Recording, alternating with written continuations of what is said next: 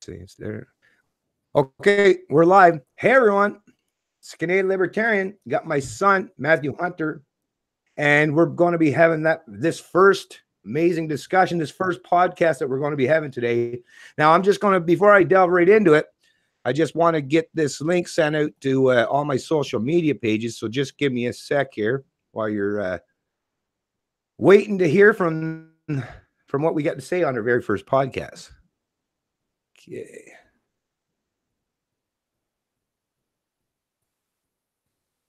There we go. Oh, yeah, better turn the volume off. Don't want to hear the echo here.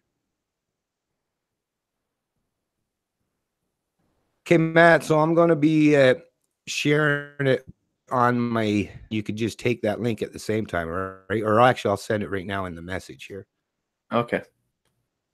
Okay, so it's going off to you in the message there. All right. Here we go. There we go. That's good now. Okay, now I'll do it on Twitter.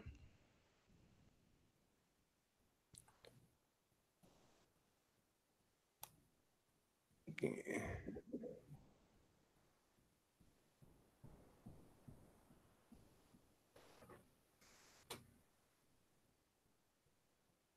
While you're doing that, I guess I can kind of give an introduction to what we plan on doing with this podcast and where we plan on going.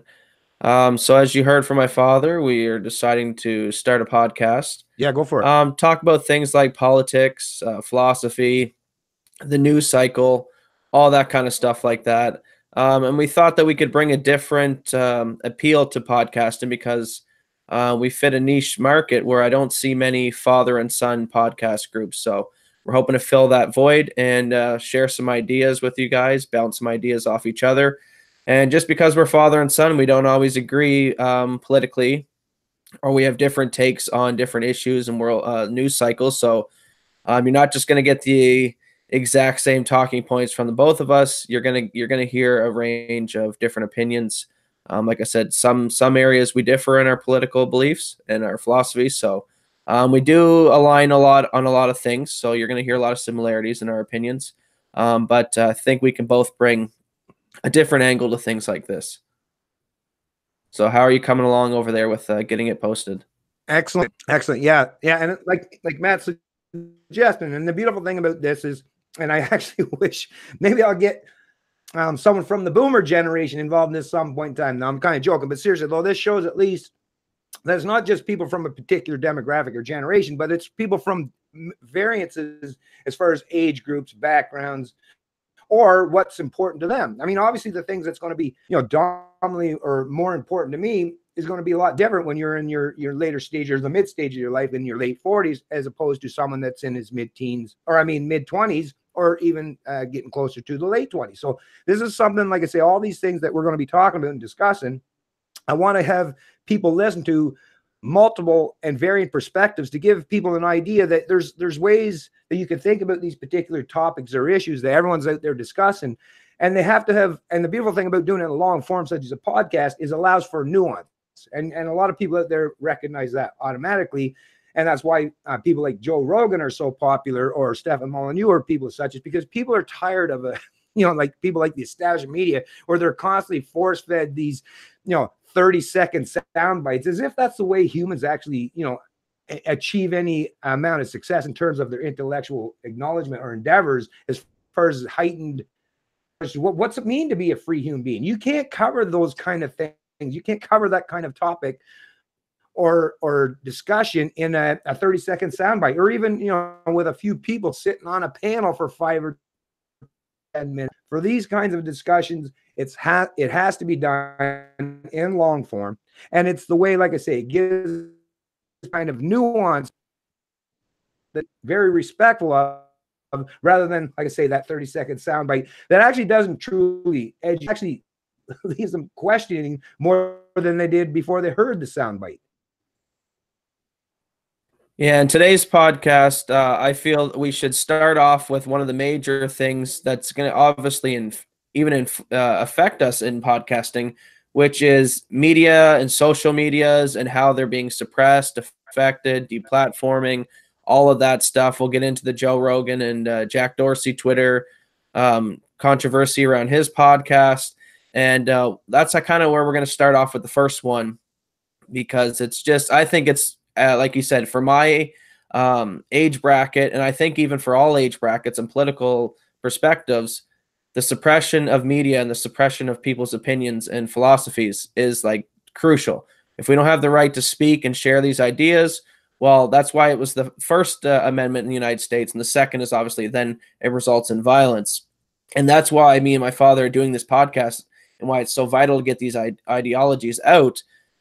Because I see from my perspective in studying the news cycle and how things are progressing, that if we can't talk about these ideas, the inevitable next step, if you can pick up a history book, it'll show, is violence. And I don't want that. My father's not calling for that. That's not what this podcast is about. We're never advocating for political violence, but we're not stupid to realize that if this censorship of the First Amendment continues and people don't have the right to speak and share ideas, then it's inevitable that the next step is political violence. And we want to do this podcast and hope to share these ideas to maybe put the brakes on leading to that political violence.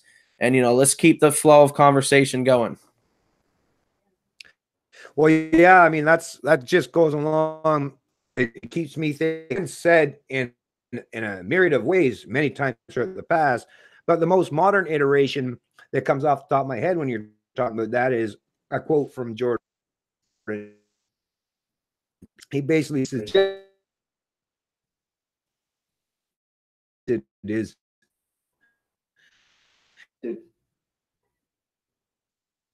in the absence of representation of monopoly. So if you're unwilling to mission and neither proper method going forward that's going to help instill a proper understanding of what or human liberty is. If you submit, if you just conform to your political master or the ruler of that does not represent a free society. Or if the only way you deal with each other is by the means of threats of force or violence, well, that's not a healthy society either. A truly healthy rests and resides on the fact that, well, a very, very limited number of basic ground rules, principles, as I would suggest, or as well.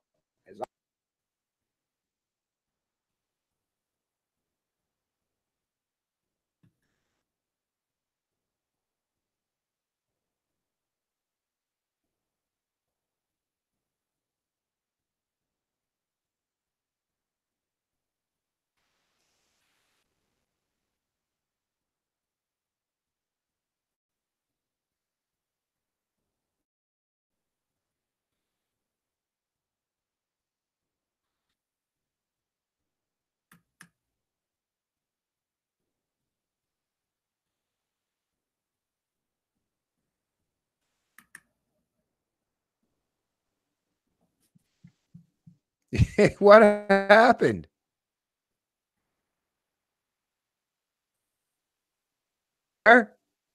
Hello? All righty then. I see ya. I don't hear you. Not sure what happened here. This is not good for our first podcast. It's a conspiracy, I tell you. Hey, Matt, can you hear me? Yeah, I can hear you now. I lost you there for a while. What happened, on your end? Did anything happen on your end? No, it just froze up. Because it actually said that the session had ended because we lost connection for some reason. I usually don't see that. I've seen where it slows down, but we actually lost full connection there. That was weird. Now, when we're getting into that media censorship, we lose connection. But no, we don't want to be too paranoid.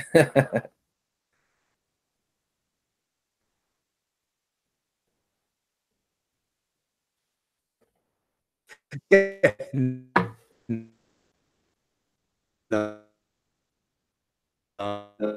no. happens that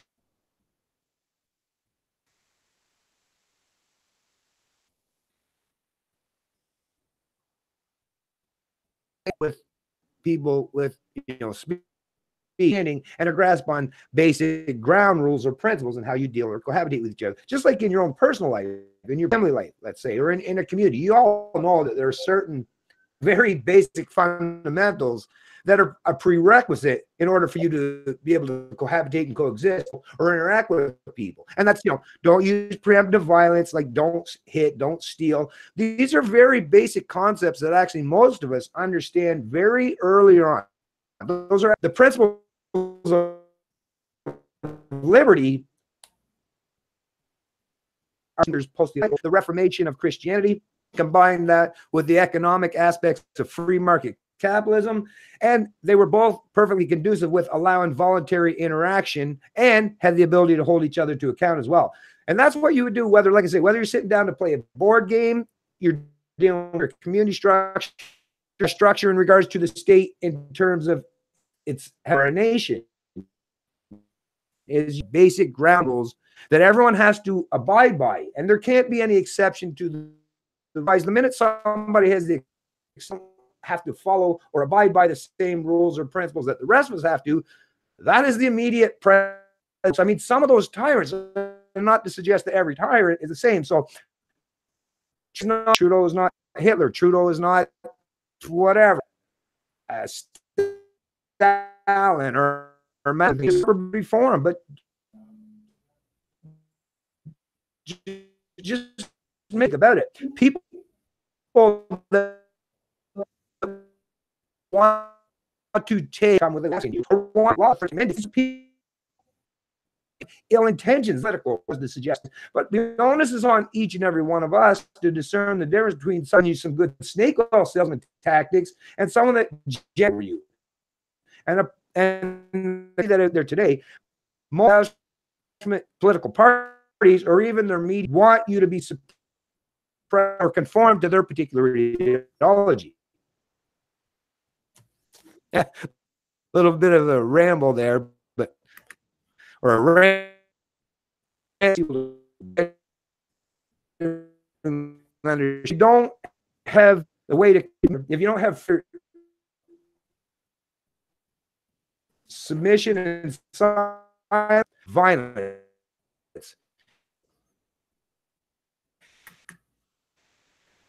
Yeah, sorry, it's hard to follow along. It's very choppy. I'm having a hard time hearing you. Working for healthy. Here, Matt, can you hear me? Yeah, I can hear you now. Can you hear me? Can you hear me now?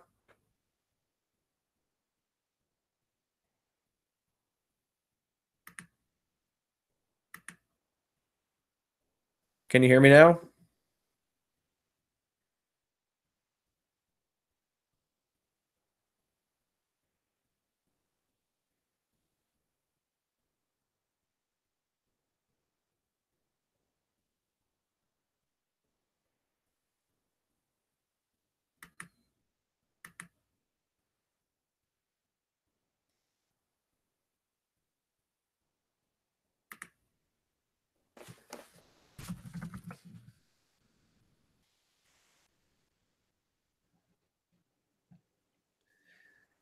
Can you hear me now? What's going on here? Shit, this is not it's not working out very well at all. All right. It's working now though?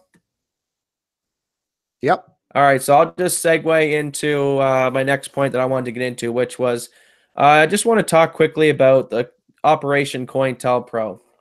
Now, for anyone who doesn't understand what this is, it was a program run by the FBI during the 1956 to 1971. I'm just looking up the wiki here. It was a series of covert and at times illegal projects conducted by the United States Federal Bureau of Investigation aimed at surveilling, infiltrating, discrediting, and disrupting domestic political organizations. So just to basically sum it up for you, it was the FBI working hand in hand with media organizations by infiltration or sometimes by just openly working with them to influence political organizations. Now, this has not just ended because it's supposedly stopped in 71. This has obviously continued through the decades and even to current today's politics. Now, a prime example of this, and I think COINTEL, what you see going on, is the clear media bias towards Trump, unlike any other presidency. With them specifically targeting him for the Russia collusion.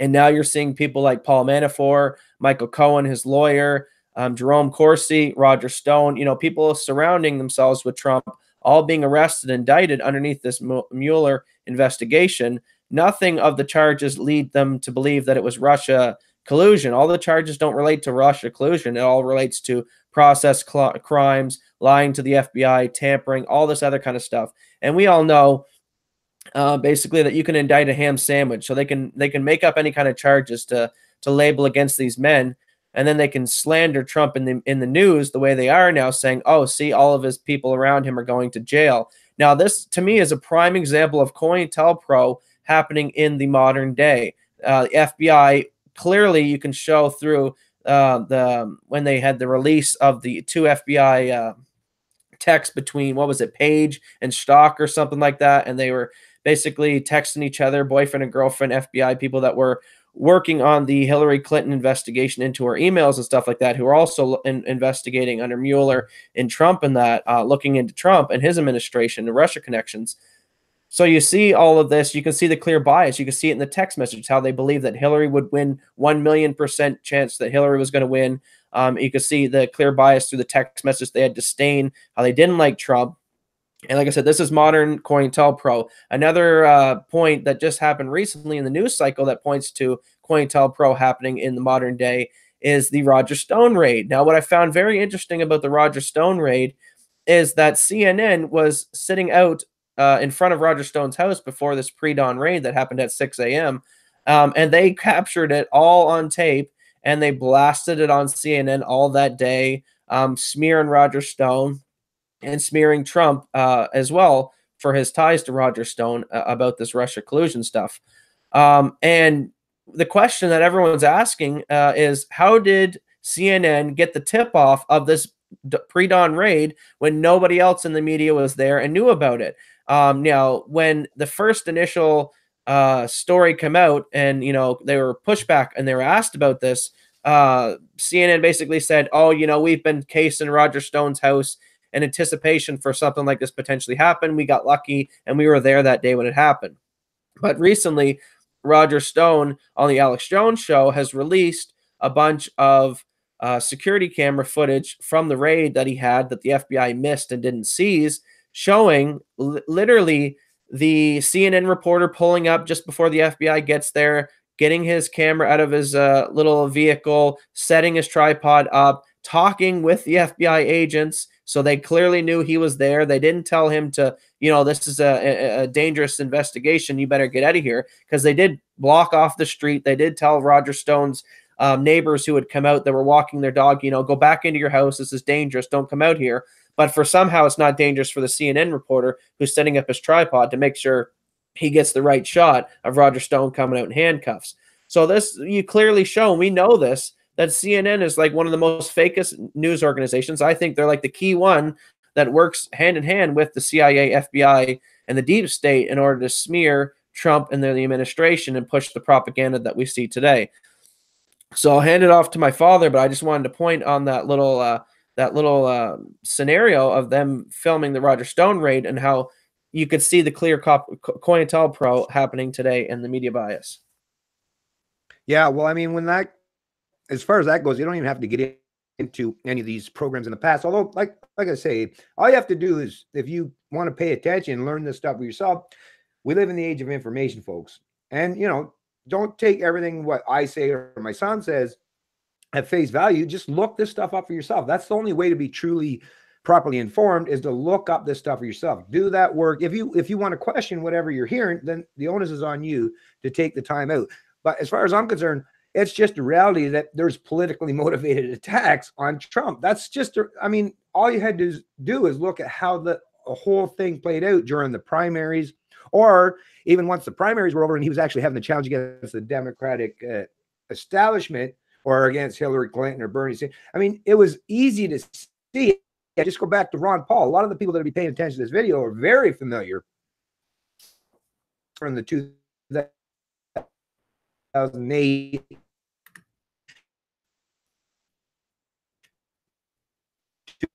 2012 President Ron Paul. You didn't need the video. You just had to sit. But even back then, they were completely misrepresenting. What it is anyone that's willing to challenge the status quo, and there's no conspiracy theory needed, right? If you challenge the status quo, the entrenched bureaucracy, well, there's going to be a whole lot of people that are going to want to push back against that. Like I say, you don't need to be a conspiracy theorist. You don't have to think anything that's out to recognize or acknowledge the fact that, yes, there are people with special particular interests that's going to be involved in trying to deny or deride anyone that challenges them. That's what I mean. The deep state, the swamp. And Trump talked about the swamp. That's actually one of the most important things that I don't think gets actually covered or discussed enough, is the fact that, yeah, you can go out just like here in Canada in 2019, okay, here in October, we're going to be able to go out and possibly knock off Justin Trudeau and the federal Liberals. But no matter who you replace them with, it's enforcers. It's that bureaucratic state. And you know all the levels. It's right down like through the academia, the media, all through the government bureaucracies, all those different, think about how many different bureaucracies there are contained within the government. All those people rely on the big, gigantic state as a means for the paycheck. Their income relies on maintaining this structure. So the minute you threaten anyone's income or livelihood, which, like I said, the bureaucracy of both Canada, the US, well, most Western nations now, because they've allowed too much of this collectivism and socialism to creep in and try to dominate capitalists, this is what has happened. You've allowed a lot of bureaucrats, a lot of bureaucracy, a lot of that deep state to become so entrenched, and you can't get rid of them. These are people with multiple layers of protection, not just government bureaucracy, but, public sector unions, or the fact that they have the public purse to use if they want to sue someone. That's another thing. You or I, you don't have unlimited dollars to challenge anyone. You were restricted to whatever you can earn or whatever you can have donated to you. These people have, like I say, they have the entire power of the state at their disposal. So this is something, like I say, Roger Stone for sure, and a lot of the people, like even Alex Jones, not saying it's a concerted or coordinated effort from social media players, but everyone has their own personal interests. And because they have investors, because they have people like special interest groups, this is the problem. And this is something that Maxime Bernier talks a lot, even Trump talks a lot, is special interest groups. You have to weed out these. When you have people that can lobby governments for particular favors, or pick winners or losers in the economy, or set economic policy themselves that will benefit them or their cohorts, you don't have any way to hold into account, whether it's Roger Stone or Alex Jones. And I get it. Some people don't necessarily like these guys. Maybe they think they're a little bombastic, but in reality, it's not Alex Jones or Roger. These are not the people to or be your ruler, right? So at least go from, even if you don't trust, you don't have to even trust anyone, but at least go from the very premise of what is these people, what's the position that they're coming from. Trump is basically saying, I want to unwind the state. I want to shrink the size and scope of government, which tells me that that's someone, whether I agree with him on policy, I can definitely agree on the fact that we need a much smaller government. We need freedom. We need liberty. That's the only basis for humans to actually be able to challenge, not just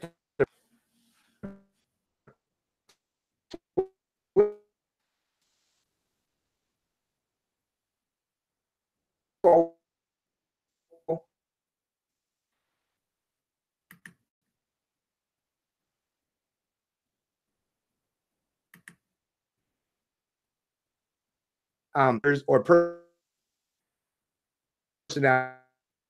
operations.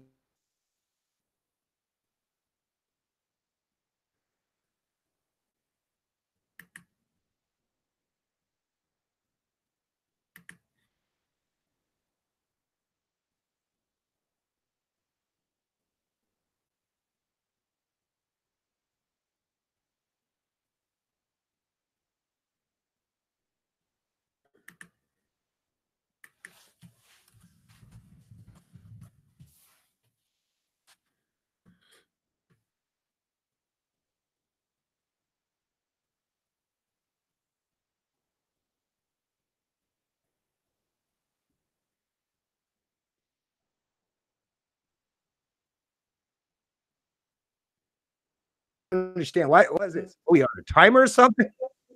All right, can you hear me now? Yeah. Yeah, I don't know. Could you even, was I coming across? Could you hear me when I was talking there? I don't know. I can hear some, but I can continue off of where I was at anyway. So basically, yeah, to all of our audience who are mostly awake, they understand that there's obviously the deep state and coercion to influence political elections and stuff like that.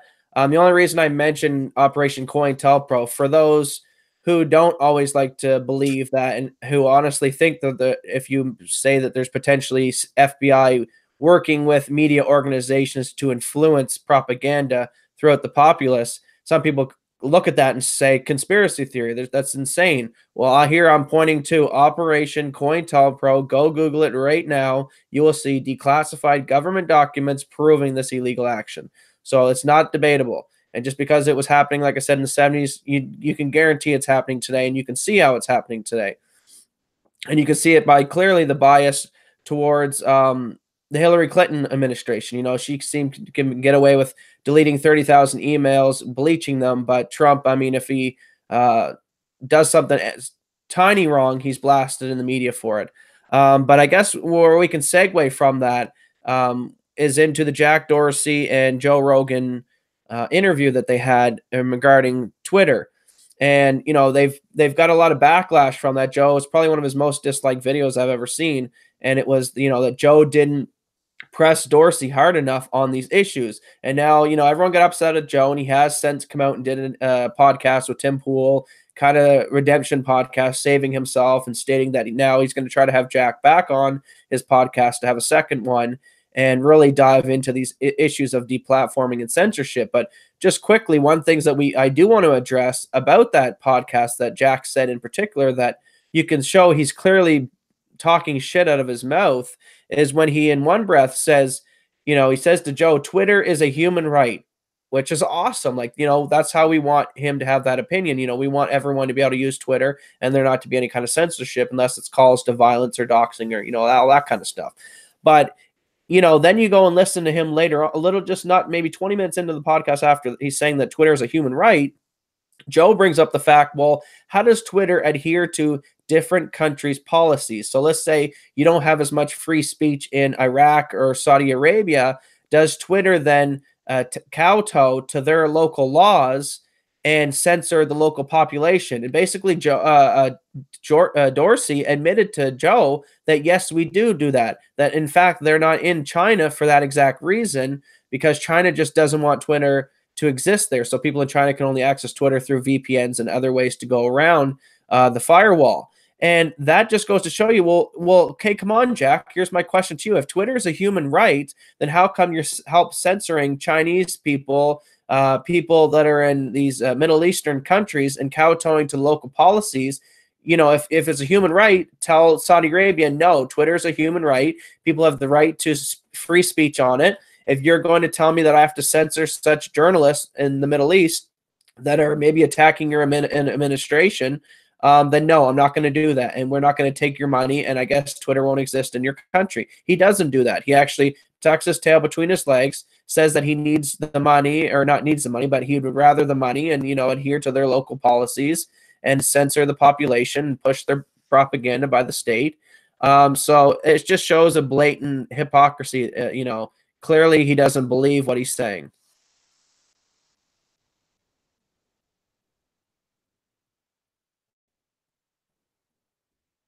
Can you hear me now? Did we lose you again?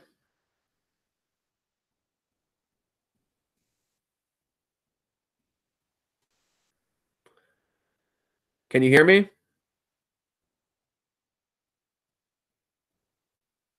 I'm not quite sure if he's talking or is it just me. I guess I can continue on until he comes back on video. I guess another area that we can get into with this is the Yellow Vest protest, and the media suppression of that is another key thing. Unless it's face. Here we go. Mike, got him back. Yeah, this is a little bit annoying. Are you back now? Yeah, I'm being polite by saying it's a little bit annoying. It's actually fucking infuriating. What the hell is going on here? God damn it. Seriously. All right. How much of that did you hear about the Jack Dorsey and Twitter. Did you hear much of it? Yeah, I actually heard most of it, actually. And, this is one area I guess we'll get to our first disagreement. Ooh, we're disagreeing. Yay. No, but I actually don't believe that anything that has to do with forcing other people right. There's no such thing as a positive human right, folks. Okay. The only human right that actually genuinely exists is to be free things, right? To be free from force, coercion, theft, murder, rape. Those are negative aspects that everyone can universalize and we can all adhere to 100% and nobody's harmed along the way. That's universally consistent principles. Any pretense of a human right. So let's just go with Jack Dorsey's pretense of Twitter's a human right. Does that mean that everyone that works for Twitter is now my fucking slave because they have to provide this for me because they don't charge me for it, right? I don't get charged for it. All they do is take my data. So if I have it as a human right, does that not mean I can demand all the people that are employed by Twitter, you have to provide for me? Yes, that's what a human right is, right? It's a positive action. It means I get to force or thrust my ideas or impose them. So no, Jack, sorry. We've got a lot of them in our family. We've got doctors, we've got teachers. That particular who got ball on his nose, but stuff of that one thing that they very well. So Jack, very smart guy in terms of social media, human freedom idea to advocate for slavery. But anyways, even if we go with Jack's pretense that it's a human right, so let's play in Jack's world for a moment. With this previous somehow a human right, right? Well, in the real world, if you get rid of someone that you cease to exist, that's both or impersonating someone. Social media sphere on like Twitter decided by decree, whether it's him or the algorithm or some of his lackeys, that there are certain people that aren't humans. Apparently, that's what Alex Jones, lots of people out there apparently that these Dorsey here seems to think they're the universe, but then he can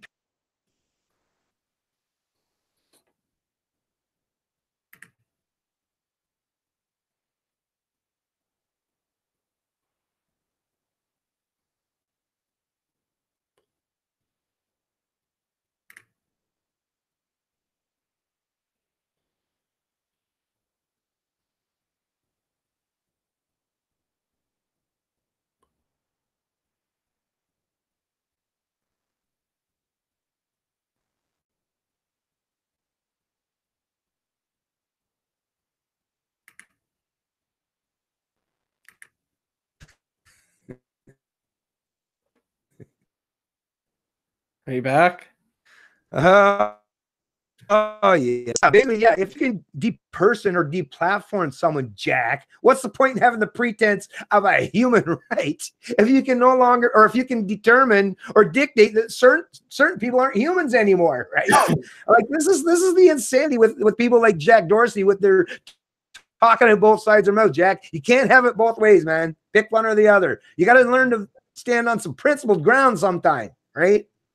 So I guess where I would push back to where yours was is if we lived in a libertarian type society, then I agree with you. Twitter's not like a human right. He's a private business. He created it. Where it gets murky for me is we don't live in an anarchist libertarian society that adheres to all of our principles that we espouse. We live in this governed state. And under the current rules, Twitter is exempt from, the law. I forget what it is, but they're exempt from being sued for anything that's on their posted on their social media platform. They're kind of like under the guise of, oh, well, we're a free speech town hall where anyone can speak. So we're exempt from all these laws and policies that we could be sued for what people say and liable for what people say on our platform. So they can't have it both ways, the same way that, if the Washington Post runs articles and stuff like that and defames people, they can be sued as an individual company for running those false fake news media stories. Well, Twitter's not under the same guise because, they claim that they're the town square and, they allow free speech. Well, they can't have it both ways. So totally get where my dad's coming from. And if we lived under, the society that we had espoused that we do, a libertarian anarchist type society with, private markets and no government invention like that, free from coercion and violence, I would let businesses do what they want, and like he says, be able to deplatform people, even in some cases, and not be a human right. But because we're underneath this government and, they are exempt from these laws and stuff like that, I think they have to play fair. If they're going to, censor people, they can't in one breath claim that they don't censor people and they're the town square, basically, to wrap it up. Yeah, well, the only problem with that, Matt, though, is what you got to take into account is visualize, first of all, and it's easy to do this with, I guess, correlate that with a roadway and off ramps or exits, right? So the internet would be considered your information. That's your information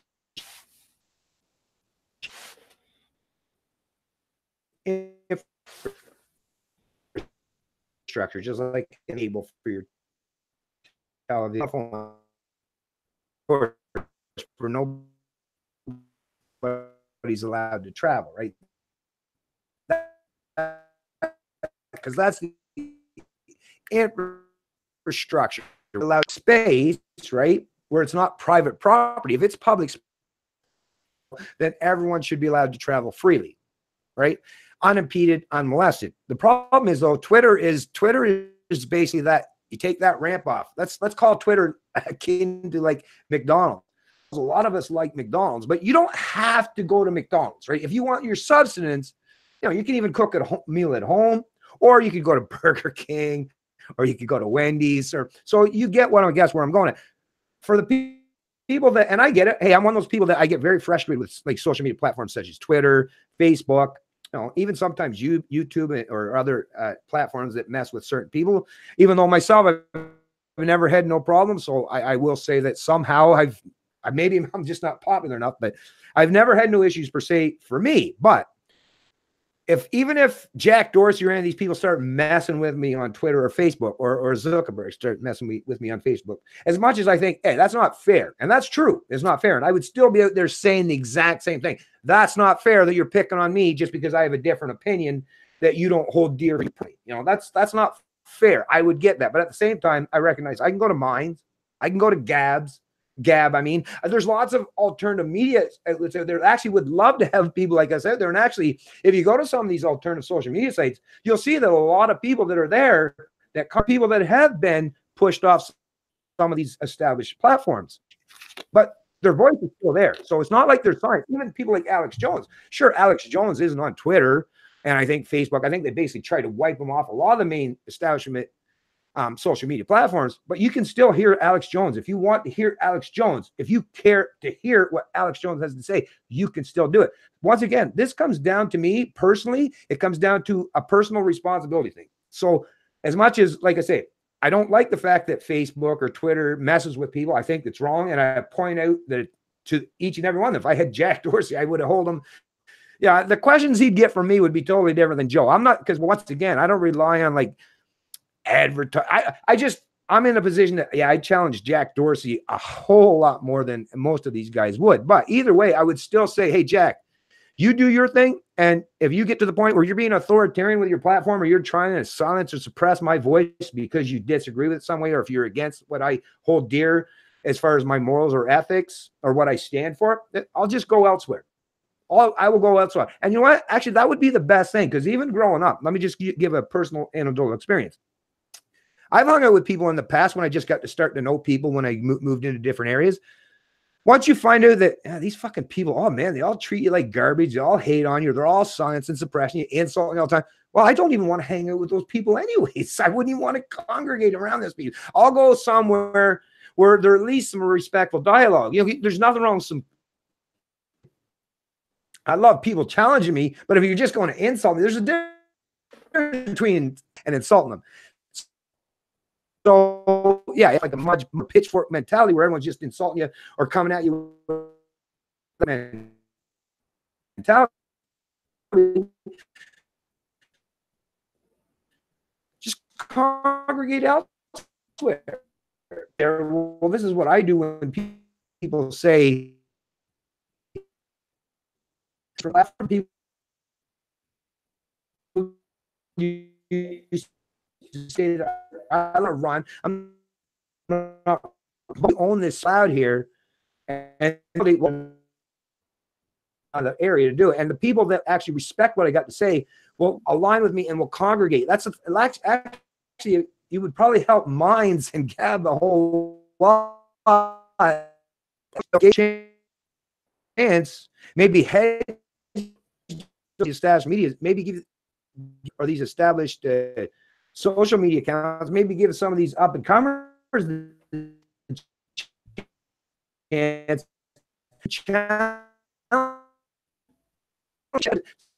So it's always having that balance, having some comp. What's going to hold? Because the minute Dorsey or any of these guys, because they all think it continue forever. I guess the a lot about that space. I remember back in the day, bulletin board. There was so many areas where that was going to be the never happened, folks. It comes and goes, and like I say, the minute these suppressors.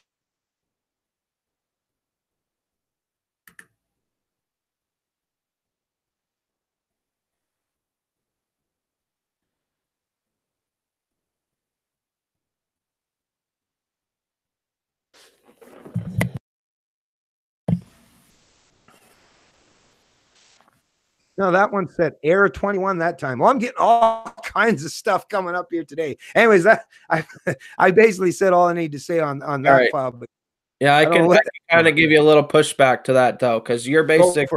If I tried to understand you correctly, it was that who cares if they're deplatforming you? Yeah, it sucks, but you can go elsewhere type thing, right? Minds and Gab and stuff. Now I get that. That is a valid point, but what if you start to see Minds, Gabs, and all that, like their payment processors, other things in the back channel that runs these websites being messed with from government saying, oh, it's hate speech and cracking down like that. The same way, yes, Alex Jones got deplatformed. He's not on Twitter. He went to his own platform, but even his own platform every day is being under attack. He's not allowed to have certain credit card companies and stuff like that to be able to process his payments and stuff.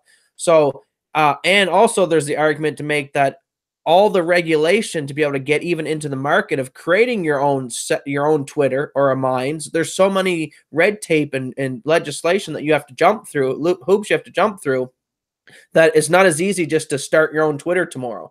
There's so much government shit you gotta weed through. So in an anarchist or libertarian total free market society, maybe Twitter wouldn't have the monopoly that they do today. And other businesses like Minds and Gabs will be able to open up and compete with Twitter. But my thing is, and why I think we need to, hold Twitter to the account that no, they're not just a private company. They have to be held to account for being the town hall, and they have to allow free speech. The way that you're saying that no, kind of leave them alone is because they have a monopoly. They've played through the game of government. They've gotten to the point they have by working hand in hand with government. So it's not an actual private company that's totally unethical and working in the free market. No, there's too much government involvement with the two that's created them to have such the monopoly that they do today, that there really isn't the same way that there's competition like it would be in the free market. So yes, you can go to Gabs, yes, you can go to Minds, yes, you can do all that. But even for these companies to get to the point they are, there's so much work that had to go in through jumping through regulation, through government, that made Twitter get to the point that they could get to, getting in early on it, before all these new legislations. When Twitter was first come out and first invented, they weren't thinking of hate speech and deplatforming Alex Jones. All that come later with the culture becoming more PC and more offended easily. So that enabled them in the early stages to be unmolested with all these new rules, to flourish, to create that monopoly. Now that's not the case. So a company that starts up now to compete with Twitter is not under the same rules that Twitter was when it originally started. So I don't think your premise can hold only if we lived under the society that we espouse in a true free market. Then I would agree with you 100%. But because we do not, I think, no, Twitter must be held to a First Amendment free speech standard. And if not, we need to push back on Jack. No, that's good. Hey, like I say, I'm glad this is what that's the beautiful thing is people need to hear counter opinions. This is what I love, actually, is to hear someone actually challenge my position, because it makes me think about the issue more in depthly, right? And I agree. These platforms definitely have a lot of, and you can even, I would agree, even the fact that because there's so many paradigms within legislation that gives a lot of I get a shift, and it might change when that comes. I'll definitely Facebook is that exit, and they got like all, it's just like Vegas. They got lots of big signs out there, there. So dominating and vying for a major amount of influence over any platform that you frequent. But so far, if you are traveling on that infrastructure, the highway, the internet, the information highway, you still can. There's no roadblocks so far. Like that's one thing I will acknowledge so far, is there aren't any roadblocks where I can still go by the Facebook or the Twitter exit ramps, and I can still go off on the Minds ramp or the Gab ramp or some of these other alternative sources or media outlets. So I still want to have that freedom to be able to travel as freely as I want. Now, the sad fact, or the sad reality is, but because the underlying infrastructure of Twitter and Facebook, because like I said, like you were suggesting or alluding to earlier, because these are guys when their initial endeavors, that's the thing, entrepreneurs, their initial endeavors is to create a successful platform. And boy, did they ever do that in spades. Both, the Winklevoss twins, I think they were called, and Zuckerberg as far as Facebook, and then with Jack Dorsey and his co-founder that started Twitter. These guys did a great job because originally their inception was to create a social media platform, and they did a great job doing that because they didn't have the pretense of to suppress or silence others. So in their initial endeavor, their entrepreneurial endeavor, it worked out perfect, and that's why a lot of people, just like Walmart, I remember a lot of people would say, oh, Walmart, we got to make sure they never, but you know what? You can blame Walmart, or you can blame Jack Dorsey, you can blame Zuckerberg as much as you want. But the truth of the reality is, once again, the onus is on each individual, because everyone is taking that off ramp to go to Twitter. Most people are taking that off ramp to go to Twitter. Most people are still taking the off ramp to go to Facebook. And most people are still, making those personal choices to continue to congregate to these established players, just like they did in the old style with the establishment media. And power does have a corrupting nature. Now we're seeing a reflection of that, which is why you're seeing people like, Jack Dorsey that are now thinking more from I consider him now more like a technocrat trying to figure out how he's going to use his platform to do some social engineering. That's a wrong. If I was Jack Dorsey and I had a successful platform, I'd think back to the day when I was conjuring up that idea and what the pretense of it was. And was just to give, and if his original concept was just to give people a place to congregate to and speak freely, then the best way you do that, Jack, is go back to your original business model, is leave your hands off, leave people alone, do what some of these people like Gabs or mine, and just let the platform be, just allow them the infrastructure. Because really, at the end of the day, what we're talking about, like I say, whether it's a roadway or a highway or in the information world, you're talking about the internet structure, is just allow people, advertise, give people all the reasons you want them to come there. But once again, you have to allow that freedom of association to exist and stop trying to manipulate the people. If I was going somewhere to buy gas, I don't, or go to McDonald's, I don't want you to preach to me. You're offering a service or a product. Give me my product, give me my service, and shut the fuck up, Jack. Because really, that's because the minute Jack and these people try to intervene and start using their own preferences or opinions, then you're basically suggesting that you have your opinion should somehow matter in terms of the policy. Well, now you're not talking about infrastructure. You're not talking about having a highway where we're allowed to travel freely as long as we all function under the same rules and not running into each other. Now you're trying to manipulate who's allowed to run down that roadway, who's allowed to go a particular speed, who's allowed to go faster, who's allowed to who lanes and others. No. Now you're picking winners or losers, Jack. No.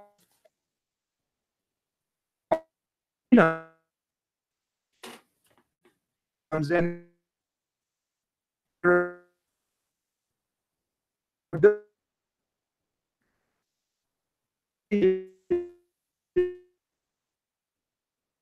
to reality,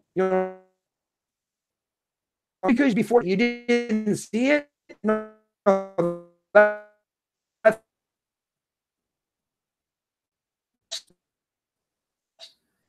that was for social media.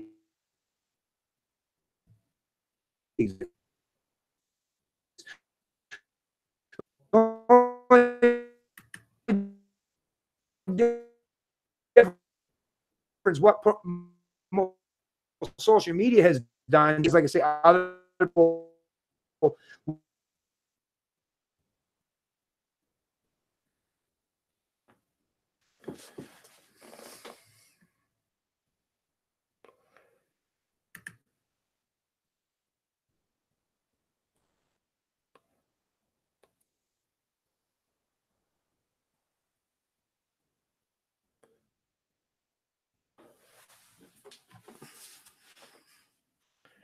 That means error. Hashtag where that means. That's the new one. Back again, eh? Can you hear me now? Wow, this is wild. I'm up. I've had a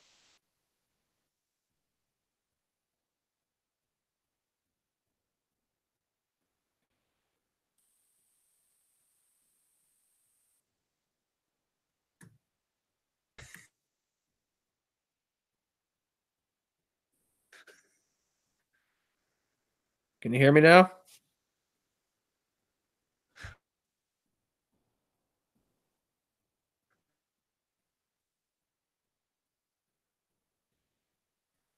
hello.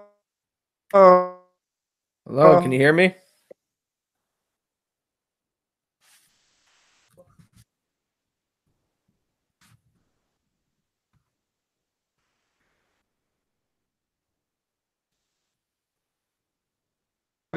That's for. I'm just too fast, man. I can't keep up with me. Put things down a little bit here. Hello. Can you hear me now?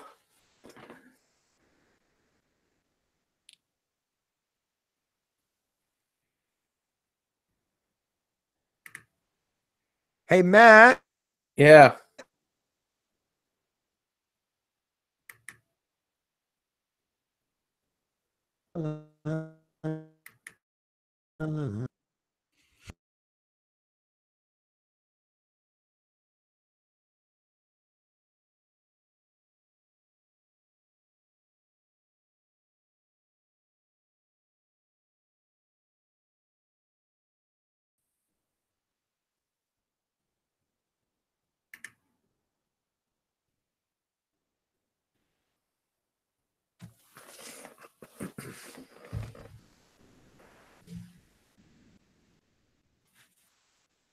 I'm scared to say anything. All right, I tried a little something on my end. Hopefully it'll fix it now going forward, but we'll see. Okay, well, I will mention what I did too is because I had the YouTube video. Actually, I wanted to start looking through the chats, but because it ends up having two video things on my computer at the same time, I thought it might have been using up too much resources. Do you have both of them opened, or do you have just your video camera open? I just have my video camera open.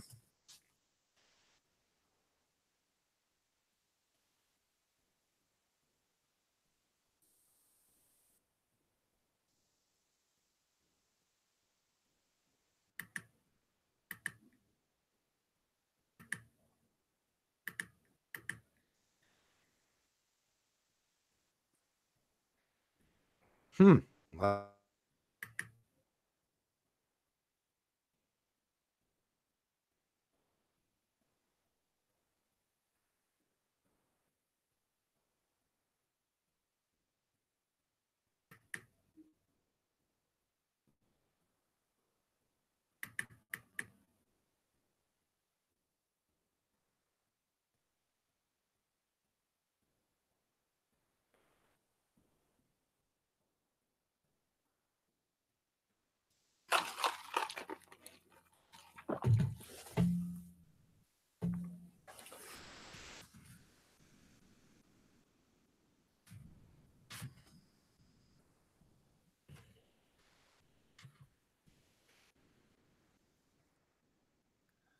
We may have to record it, not live stream.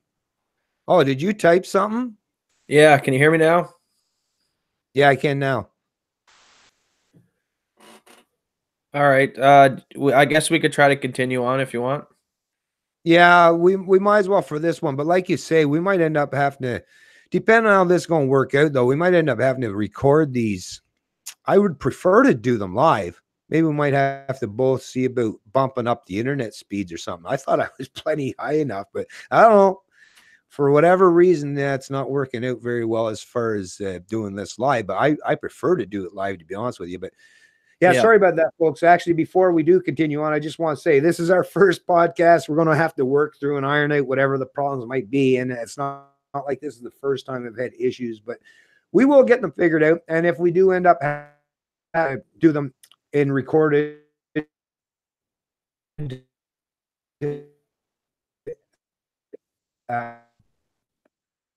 upload them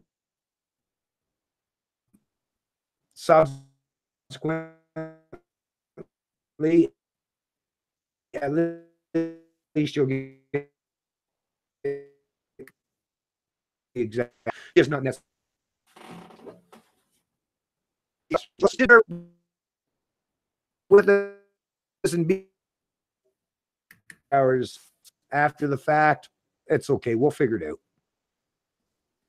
All right, so I guess we got a couple more points, then we'll wrap this up anyway. So one of the other things I wanted to cover was how all of what we're seeing right now in the news cycle, we've seen the news cycle, I feel personally, has devolved into just nonsensical issues where it's like, the MAGA hat kids with the Native American or race baiting stuff, and I find that's what the news cycle is today. You have something that's major or so serious that leaks, that gets pushed through the news cycle, and then almost immediately afterwards, you see some outlandish thing that takes the eye off of the original story that was most important and puts it on this new outlandish story. And I'll give you an example for this. So you'll have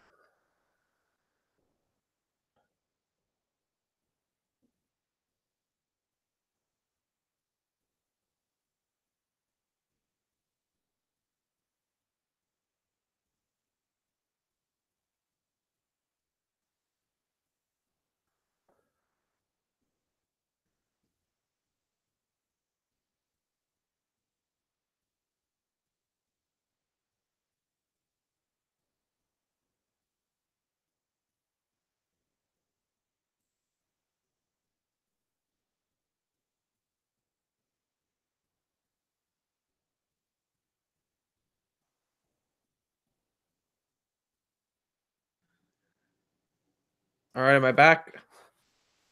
Yeah. How much of that last bit did you hear? Not a goddamn nothing. It just shows you completely frozen. And actually, this time it was weird because this time it asked me to join in because I'm the host of it. It usually doesn't ask me to join in; just says the signal or whatever is ended, and then you show up. But yeah, it's been acting weird. But yeah, if you want to continue on, if we do get another major problem, then we'll just end up shutting it down. And like you say, for next week, we'll probably just end up having to record it and then upload it later. Because, yeah, I'm not going to do this to the people that want to pay attention to my stuff. I can't have this kind of shit happening. No, that, you know, I hold myself to a high standard there. YouTube and fucking Google, all you dipshits, stop screwing around, or the internet connection, or Bell, probably fucking Bell, bunch of losers. No, but really though, this is annoying. You know, this is 2019, folks. Why the hell do we have to deal with this stuff? All this technical information, all this technical innovation we have, and I still got to function living in the greater, you know, GTA, one of Toronto's biggest cities, and I still got to mess with this for my internet connection? Really though? Don't even get me on a rant as far as our internet infrastructure in this country. Jesus. Yeah, so basically what I was getting into was how I feel that the news cycles today are have really divulged into just distraction stories all the time. So I feel that once a real issue gets pushed into the media, maybe like, you know, some alternative media brings it up, that gets it pushed into the mainstream. And a prime example of this is, we'll go with the governor and the push for post-term abortion. So, you know, that was a big thing. You know, he openly admitted that they would keep the baby comfortable after delivery, and then the mother and doctor would decide whether or not they were going to murder the baby, which is basic. It's murder. The baby's now born. It's living, breathing. It's a human being. It's murder. So that is a huge issue. And I think it's something like 70–80% of the country agree that, you know, we don't need abortions past the point of like 3 months or so, and then it goes down from there. So they don't have you know, the people's support on this issue when it comes to late-term abortions. So you see the governor spewing all that propaganda, you know, trying to get people comfortable with the idea of murdering children after they're born, and then literally the next news cycle is a picture of him wearing blackface or some KKK outfit, and then that dominates the news cycles about how the governor's racist and all that kind of stuff. Now, that's just one incident that I feel has been the last, I find, about 6 to 8 months of news stories. And all of us alternative media, we need to stop falling into the habit of covering these stupid stories. You know, even the MAGA kids and the Native American beating on the drum. Now, I see that was that was blown up at first. You know, the media cut all the live streams to make it look like you had these smug, arrogant, MAGA hat teenagers who were basically harassing and bugging a Native American protester. Now, even if that was the truth, which we found out through viewing the full live stream that that's not in fact what happened that day. But even if that was true, this is not newsworthy.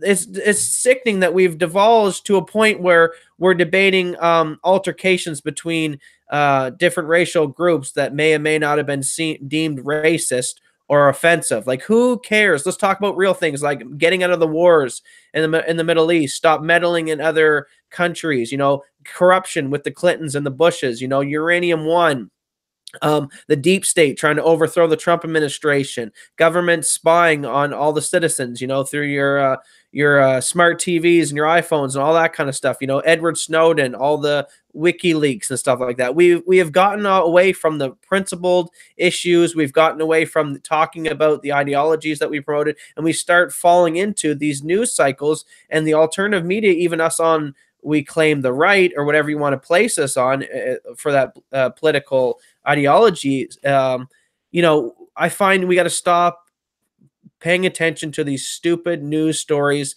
and when you see them start pushing them in the mainstream, don't jump on the bandwagon to start covering them. Be like, listen, this is just a distraction story. Let's get back to the real thing. Let's get back to the fact that Paris has been going 13 weeks straight rioting in the street over Macron and their authoritarian regime, basically in fisticuffs with the police in almost a soft revolution on the streets. And we're talking about some tranny that went into a store and was misgendered, and now he's freaking out because he's called ma'am. I know it's funny, it's a meme, and you know the right's very good at memeing all these funny things with the mega hat kids and the tranny in the store and all that kind of stuff. But let's stop talking about all these petty things and get back to the real issues and stop diverting our attention. That's all what the media is trying to do now. Divert, and stop talking about the real issues. And we need to stop falling into that.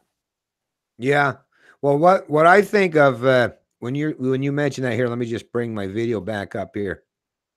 So yeah, that just makes me think about, if you don't stand for something, you'll fall for anything. And this is something just in my own personal subjective experience as someone that was raised in a Christian family and understood how throughout the generations. So it was my grandmother, which is she's in her 90s now. So from what would be considered the greatest generation, all the way down to my mother's generation, my generation, and my kids' generation. So greatest, boomers, X, millennials.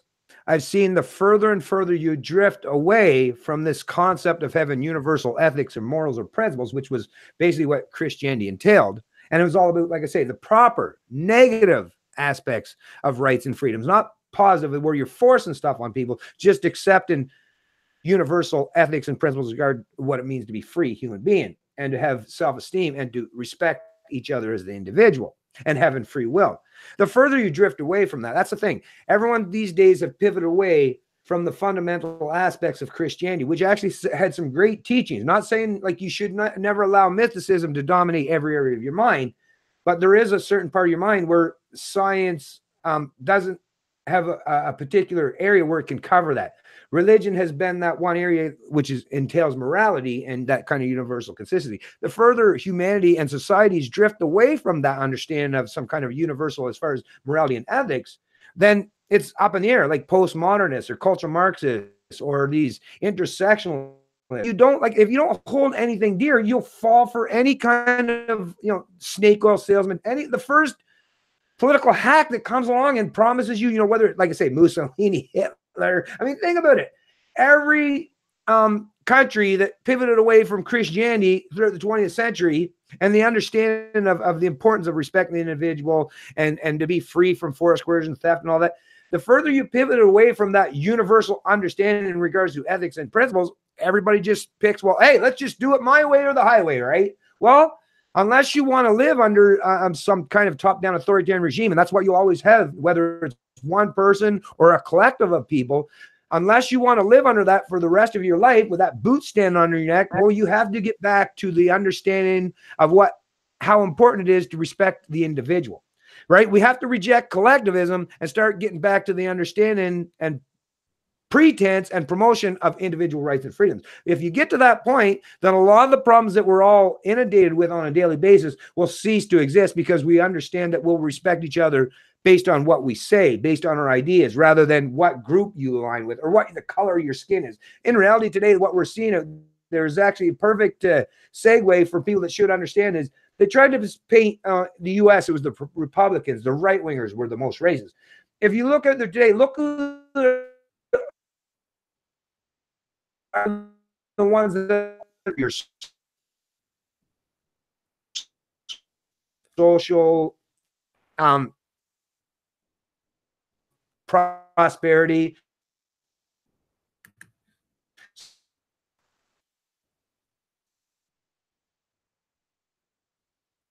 that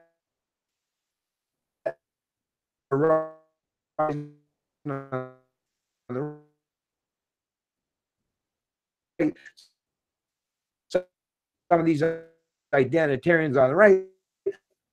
But once again, it's a reaction to government and which representation of force.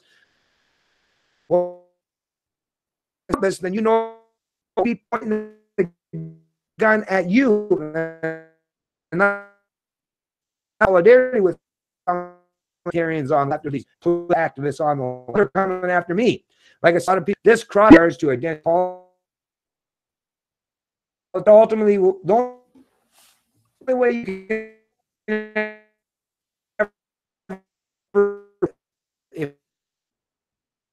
use the individual, which is what tells me is the last 10 years a resource down a whole lot of people. When in reality, we're always going to end up back to the same point, that we're going to have to acknowledge at some point that we have to recognize and respect the individual. Until we get there, it's just going to be pick tribe A or tribe B, right? And then we're going to pit them against each other. But once again, there's a whole lot of us out there that don't align with tribe A or tribe B.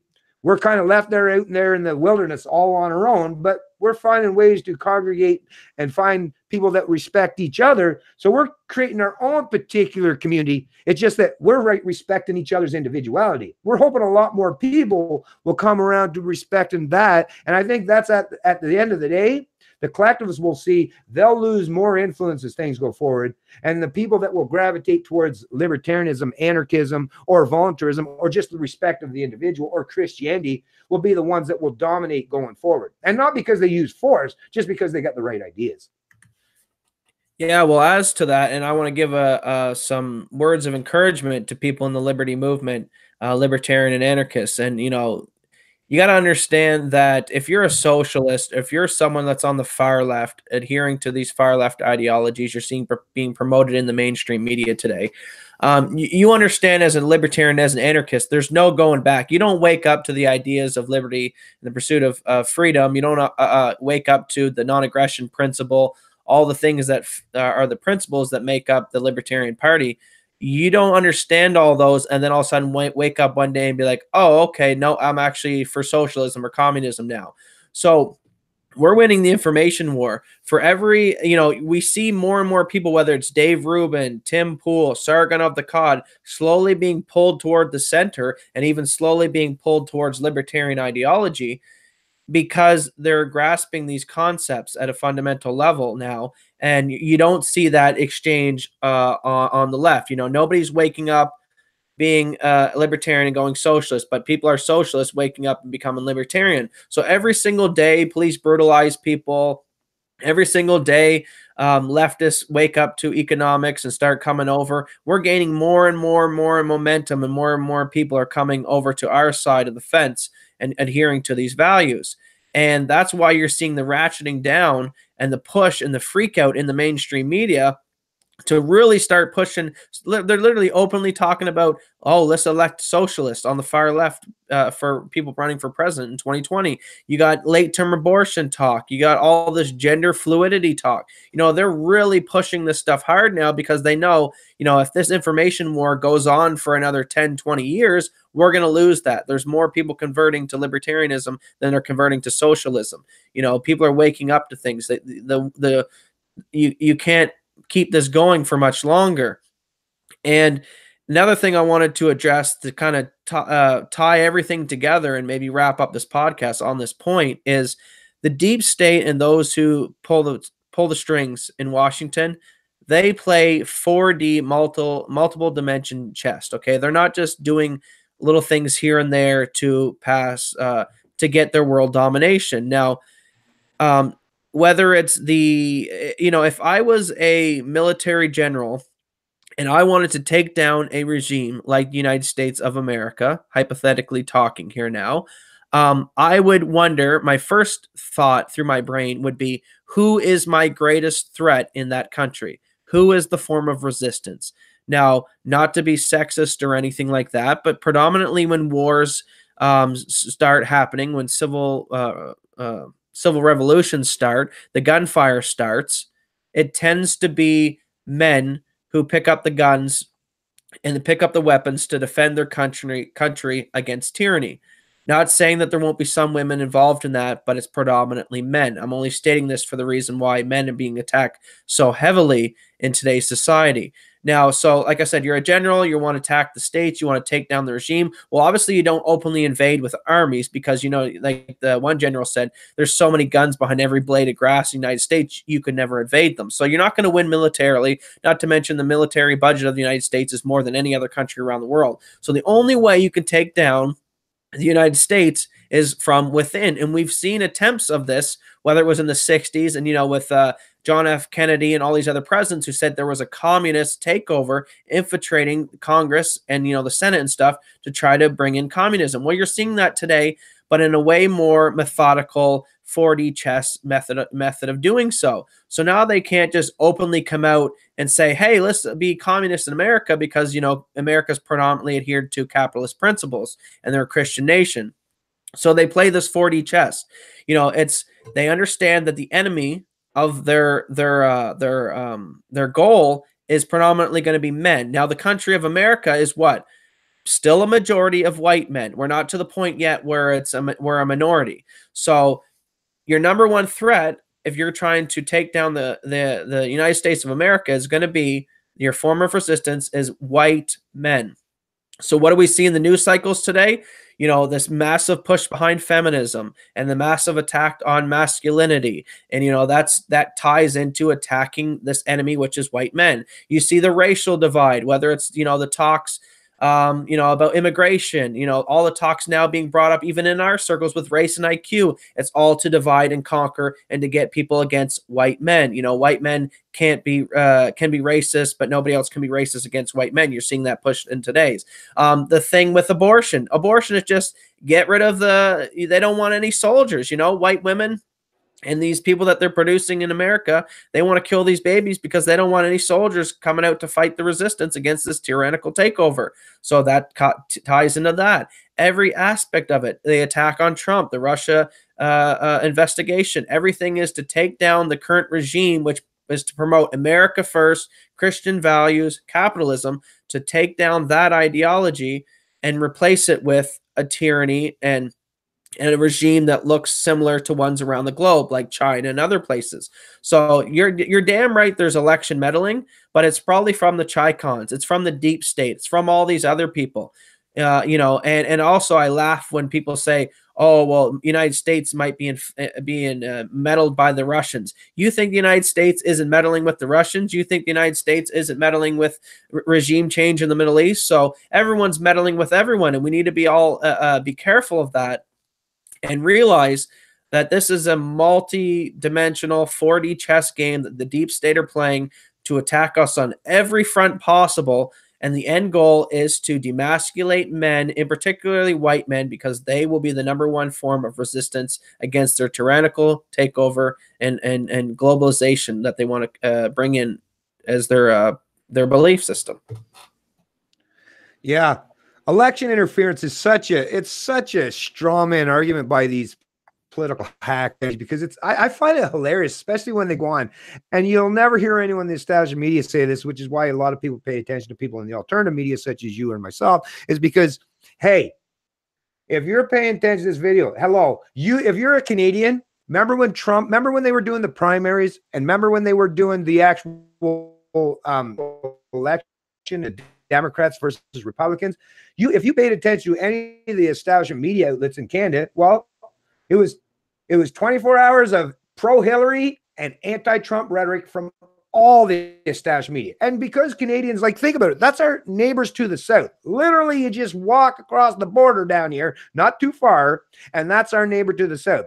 And even our history and our cultures has a lot of shared history because of where we came from, predominantly from Europe. But if you look at the fact that Canada has been meddling in U.S. affairs for years, well, for a long time, just like Matt's saying, it happens all over the world. But when I hear the political pundits in Canada talking about, meddling and all that, that's all they do. And I mean, a lot of Canadians have dual citizenship, right? So they're American and Canadian. They've gone to America to be productive because a lot of Canadians recognize, good luck trying to be a productive member of society in Canada. No, U.S., the reason why a lot of Canadians, whether they're in the media industry, arts or entertainment, or an entrepreneur, the reason why most people go to the U.S. if you're Canadian is because it's much more successful. They actually are much more adherent and respectful to individual rights and freedom and that entrepreneurial zeal or spirit.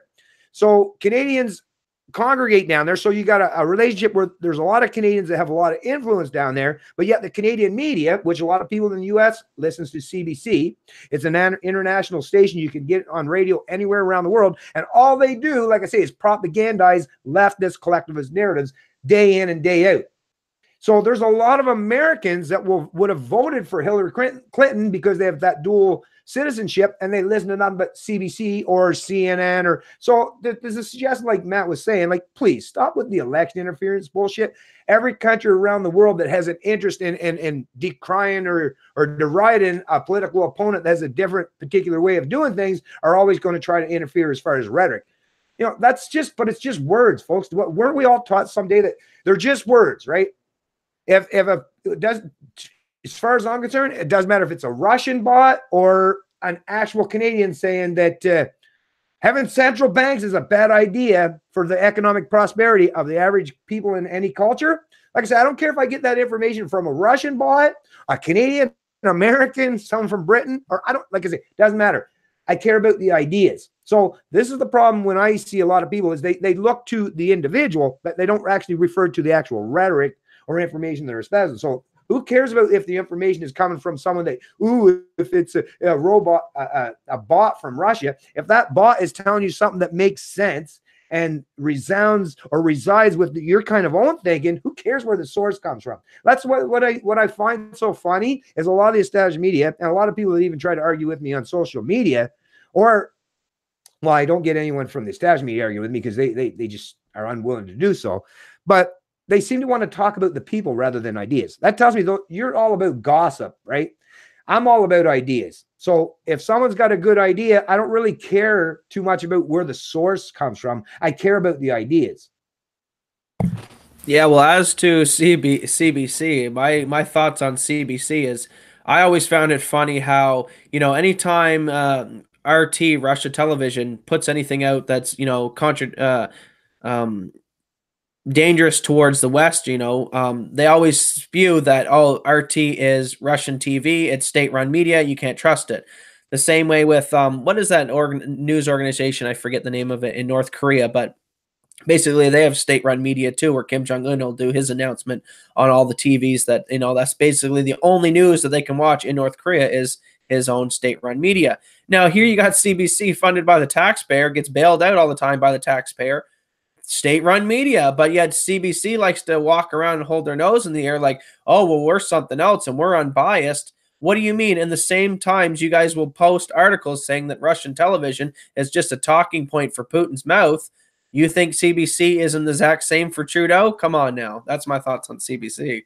Hey, that'll probably get the most attention out of everything we say. That's one thing I will say, that even people, and I've paid attention to this, and it's not just right-wingers, not just libertarians, not just for people that would be those people placed in those categories that are considered against leftism, but even people, like I say, I pay attention, and people always say, why do you share so much CBC stuff?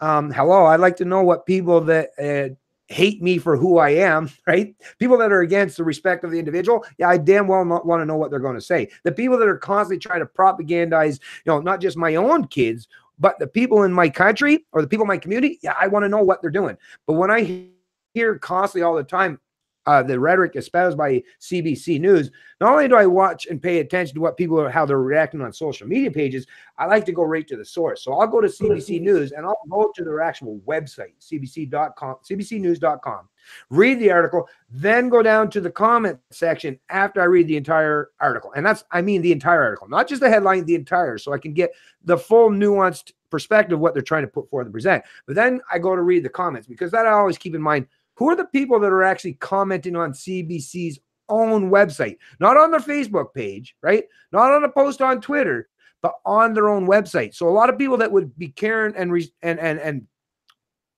predominantly using CBC as their information source, even a lot of those people are now turning their backs and turning away from CBC, or at least trying to give responses that are saying, yeah, I don't agree with the narrative that you're suggesting. But they're even recognizing what I recognized early on. CBC, there are little moderators in that place. They'll silence and suppress anytime you say something that's outside the scope of what they deem allowable. And you know what? They think they're doing a good job by that. But just like me, I don't even go to CBC website anymore to comment, because they silenced me almost every time I said anything that was relevant, right? They would let me say something if it was like middle of the ground and wasn't challenging them in any way. But every time they try to silence or suppress someone like myself or these people on CBC News, even their own peeps, even the people they're trying to propagate their news and information to, every time you silence and suppress every one of those people, or each and every one of those people, they turn against you. So, yeah, like Matt was alluding to earlier, we're definitely winning the information war. And the reason why that is because we're giving people truth. We're giving them the ability to speak freely rather than try to silence or suppress them, right? We're willing to open and respectful dialogue. And matter of fact, I'm even more than willing to challenge anyone, even those, and I say this all the time, actually, I've got it pinned right on my Facebook page. even if you're the kind of person that wants to challenge what I stand for, just like Stefan Molyneux said many times in his videos, you get to the front line. I'll talk to you first. And why that is? Because I want to hear from people, because I don't want to be in an echo chamber. If people agree with me already, well, I don't really have a whole lot I've got to say to them. But I do have a whole lot I've got to say to people that want to socially or economically enslave me, or that who come at things from a completely different perspective that has this pretense of positive rights rather than the respect of the individual, or negative rights. So yes, I challenge all of these people, and the people that propagate these platforms are starting to turn their backs on them, which is why $1 billion+ organization like CBC now doesn't have any more influence, to be honest with you. If we break it down to each individual in Canada, I have just as much influence over each individual Canadian, or at least those that pay attention to what I got to say. The people that listen to me, and if they listen to CBC at the same time, guess who they respect their information from? And guess who they think is more trustworthy, who's being more honest, who's being logical, who's being objective? Me, not the CBC. And I'm just a nobody, right? But that tells you a whole lot. It's because I got the right ideas, or at least I'm willing to say that I'm open to listen to other people's ideas. CBC say, no, you either get in line with what we got to say in our ideologically driven perspective, or you're not even worthy of someone that's allowed to speak. That turns a whole lot of people off.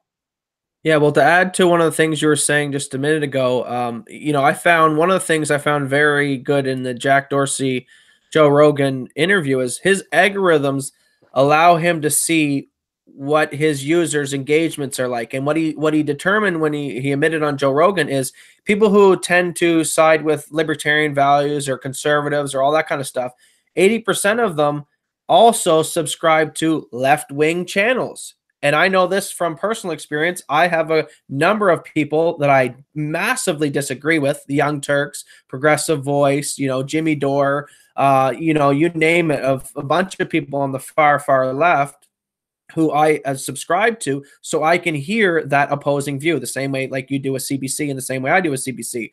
Now, you do not see that on the left wing. So what Jack was pointing out in the podcast is people on the left, almost 0% of them are actually subscribed to right-wing news and getting that opposite opinion. Now, this is a major problem. And, I think it boils down to what we're dealing with is just we're dealing with more smarter people. People on the right, the meme is people on the right tend to be more smarter and more good looking. And I mean, you just go look at some of these left protesters, or you go look at these congressmen and these congresswomen in the State of the Union when they pan over and just show all these Democrats. I mean, these people do look like demons. Like I know what Alex Jones jokes about that. They're not literal demons. I'm not trying to say that, but these people look like ugly, depressed, mentally ill individuals, and that's what we're dealing with. We're dealing with really stupid, evil people who are taking advantage of their stupid, evil, gullible voters.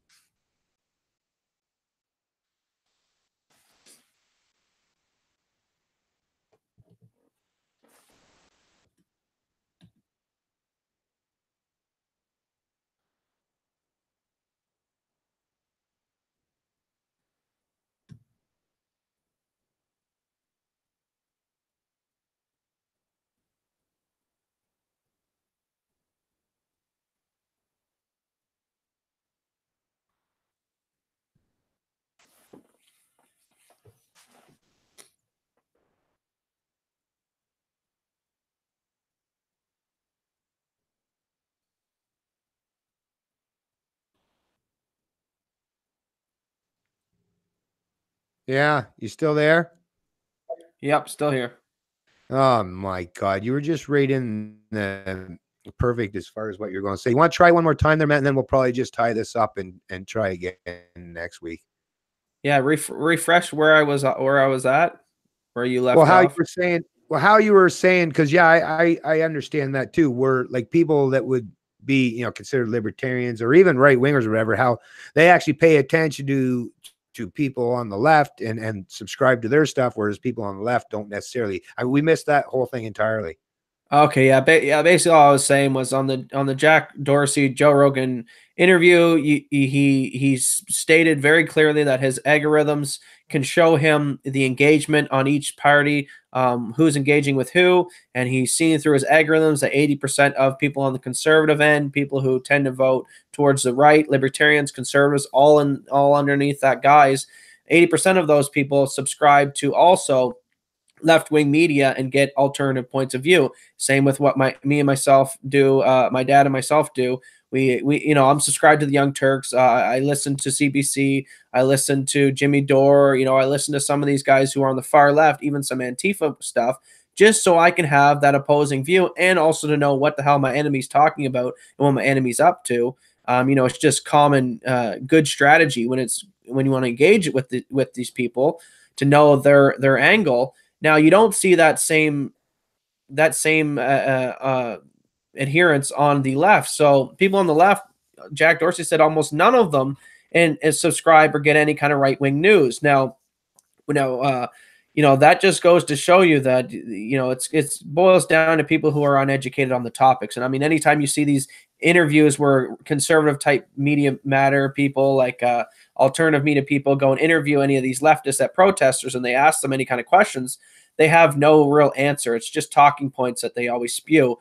And I actually feel very bad for people on the left because I see what it is. These are people who are uneducated and are being used and manipulated by these sick freaks that run their organizations. And I mean, just look, people, when you go watch the State of the Union video and the cameras at C-SPAN and stuff like that pan over the crowd of all these senators and stuff like that, and House of Representative people who are Democrats, just look at them. Look at Nancy Pelosi. Look at Chuck Schumer.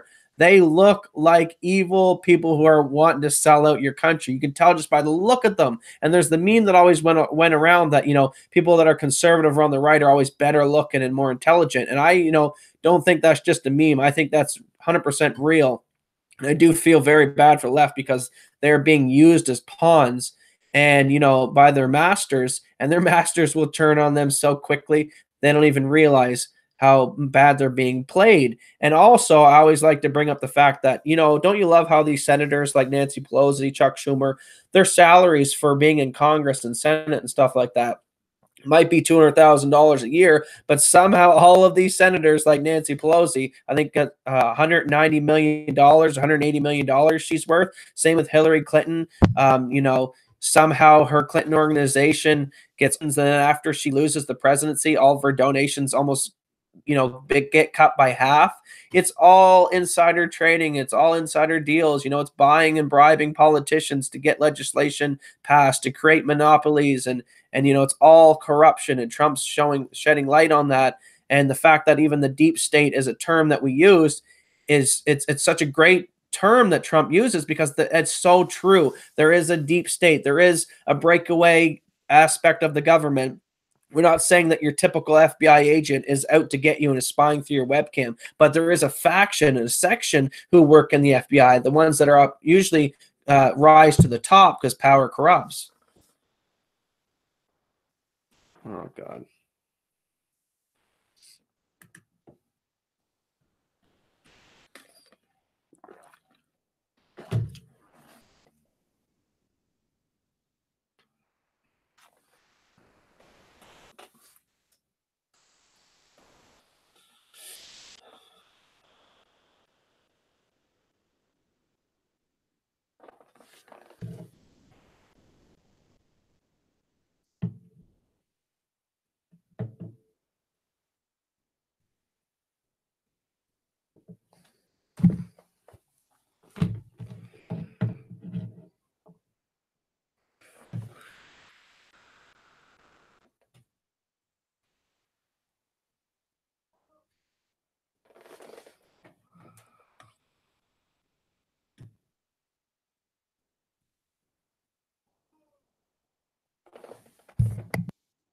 Yeah, Matt. Yeah, I'm back. Okay. Tie it up because we got most of the most important stuff that you said, but Yeah, no problem. We'll wrap it up.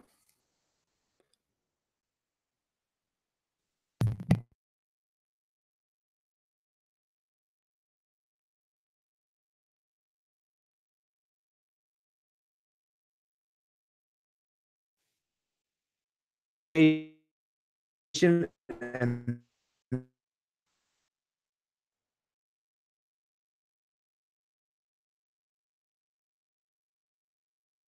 upload it. I'm gonna where going to be where I'm going to. It's my internet connection or for whatever. This is what's going to happen every time I try to do a podcast.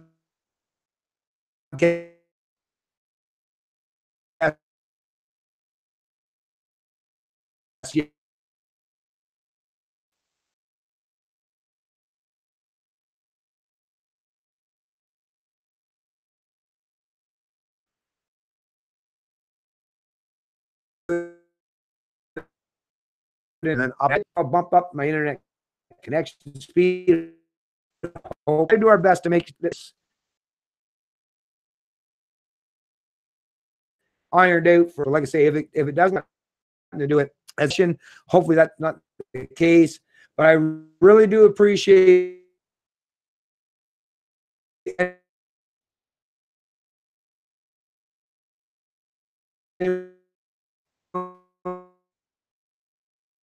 to pay attention for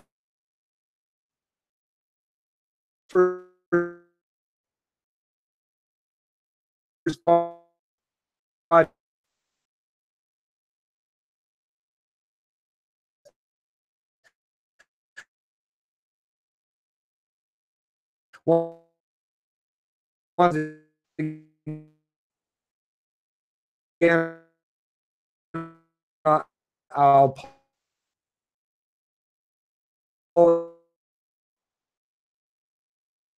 apologize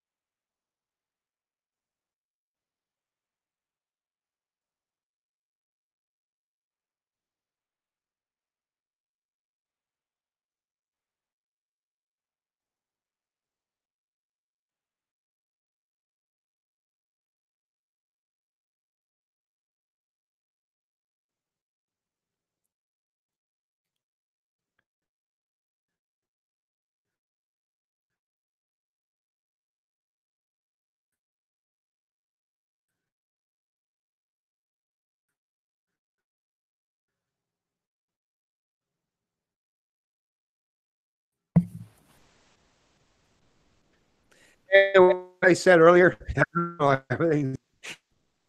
Haywire, folks. Anyways, like I was saying earlier, thanks a whole and understanding. I'm sorry this didn't turn out to be much Yeah, we'll get everything sorted out. It's only episode 1. It's a problem. End up having with these technical issues.